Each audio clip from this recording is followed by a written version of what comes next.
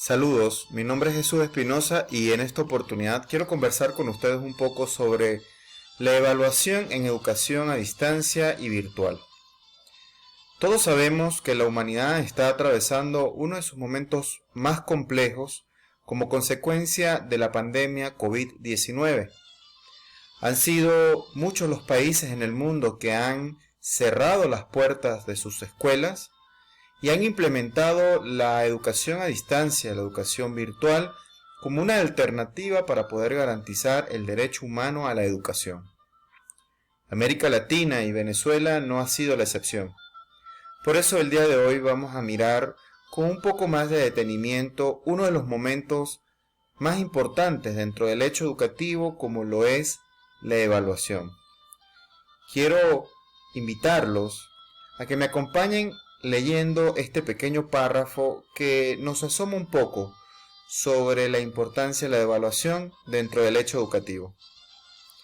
Dice lo siguiente: la evaluación debe proyectarse en el debate permanente, permitir el surgimiento de un pensamiento crítico que pueda traducirse en un aprendizaje significativo.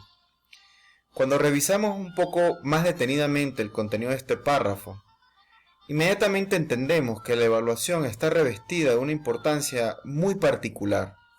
La evaluación también tributa directamente a la creación del pensamiento crítico, del pensamiento argumentado en nuestros estudiantes.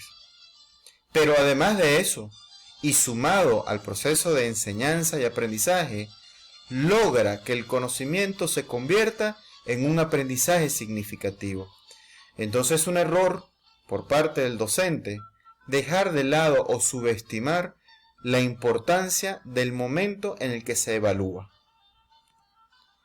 Por otro lado, me gustaría y de forma introductoria que juntos revisemos algunos elementos.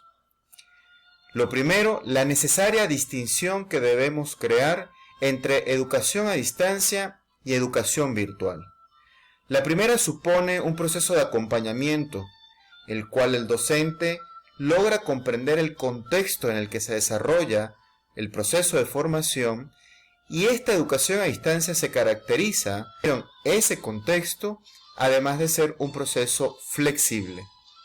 La educación a distancia se sirve de la educación virtual, pero no depende necesariamente de ella. Por eso la educación virtual está más referida a ese conjunto de herramientas que nos permite como un medio llegar a los estudiantes, permite acceder a la información y permite la comunicación. Es decir, la educación virtual está directamente relacionada con la tecnología. Es el papel del docente en los ambientes virtuales. Primero, mediar entre los estudiantes y el conocimiento. Estructurar los espacios virtuales. Garantizar la bidireccionalidad en la comunicación, dicho sea de paso, uno de los elementos más importantes dentro de la educación a distancia y virtual. Implementar una evaluación que sea valorativa, reflexiva, correctiva. Además de eso, planificar una enseñanza y evaluación que esté contextualizada a la realidad del estudiante, del representante y pues por supuesto de nosotros los docentes. La tecnopedagogía implica un ejercicio docente que no signifique estrés, permite armonizar el tiempo y el espacio en el desarrollo de los procesos de aprendizaje. Por último, ¿cuál es entonces el papel del estudiante en estos ambientes? Primero, se enfrenta a las mismas limitaciones que los docentes. Implica entonces que tiene un acceso más directo a los ecosistemas digitales.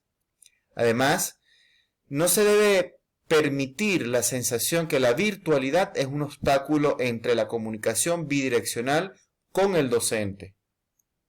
Practica el aprendizaje colaborativo y de alguna forma u otra posee ciertos niveles de autonomía en el proceso de formación.